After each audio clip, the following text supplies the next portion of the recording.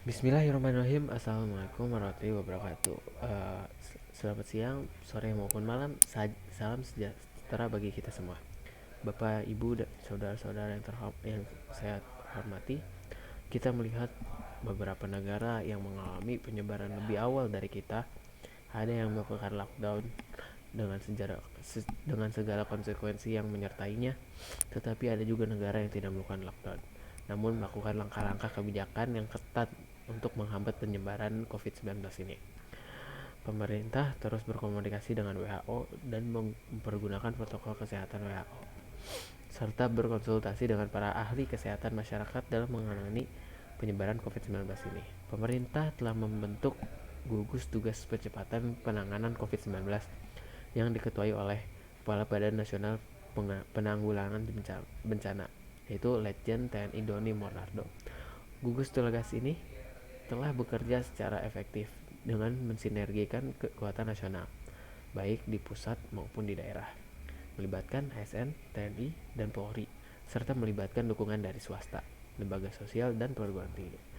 Sebagai dasar negara dan kepulauan, tingkat penyebaran COVID-19 ini derajatnya bervariasi antar daerah. Oleh karena itu, kita meminta kepada seluruh gubernur dan bupati serta wali kota untuk terus memonitor kondisi daerah dan terus berkonsultasi dengan pakar medis dalam menelaah situasi. Kemudian terus berkonsultasi dengan Badan Nasional Penanggulangan Bencana untuk menentukan status daerah siaga darurat ataukah tanggap darurat secara non alam. Berdasarkan kedaruratan daerah tersebut, jajaran pemerintah daerah dibantu jajaran TNI dan Polri serta dukungan dari pemerintah pusat untuk melakukan langkah-langkah yang efektif dan efisien dalam menangani penyebaran dan dampak COVID-19.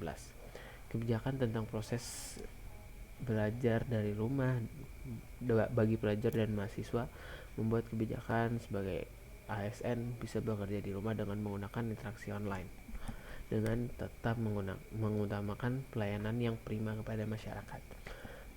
Menunda kegiatan-kegiatan yang melibatkan peserta banyak orang meningkatkan pelayanan pengetesan infeksi COVID-19 dan pengobatan secara maksimal dengan memanfaatkan kemampuan rumah sakit daerah dan bekerja sama dengan rumah sakit swasta serta lembaga riset dan pendidikan tinggi yang direkomendasikan oleh Kementerian Kesehatan.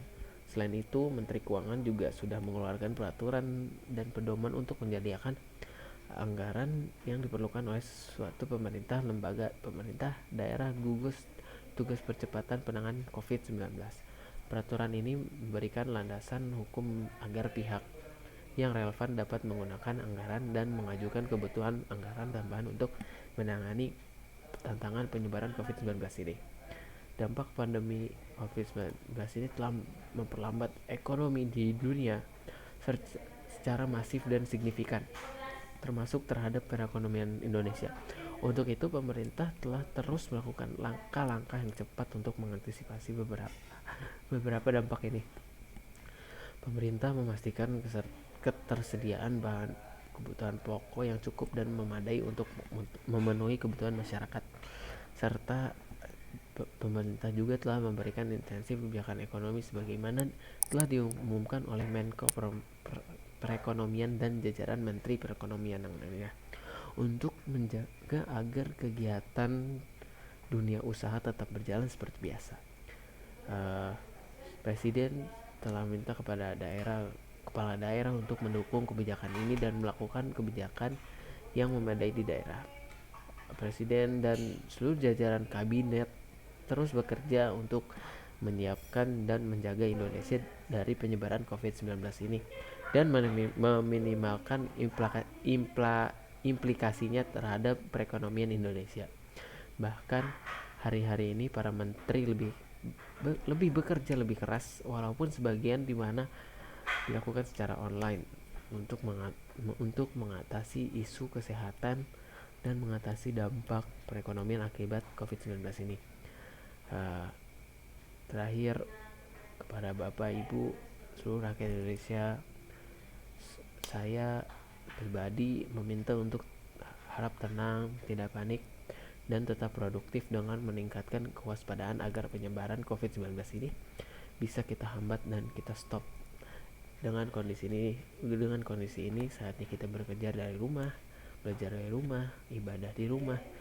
Inilah saatnya kita bekerja sama, saling tolong menolong, dan bersatu padu gotong royong. Kita ingin menjadi sebuah gerakan masyarakat agar masalah COVID-19 ini bisa tertangani dengan maksimal. Saya kira ini yang bisa saya sampaikan. Terima kasih. Wassalamualaikum warahmatullahi wabarakatuh.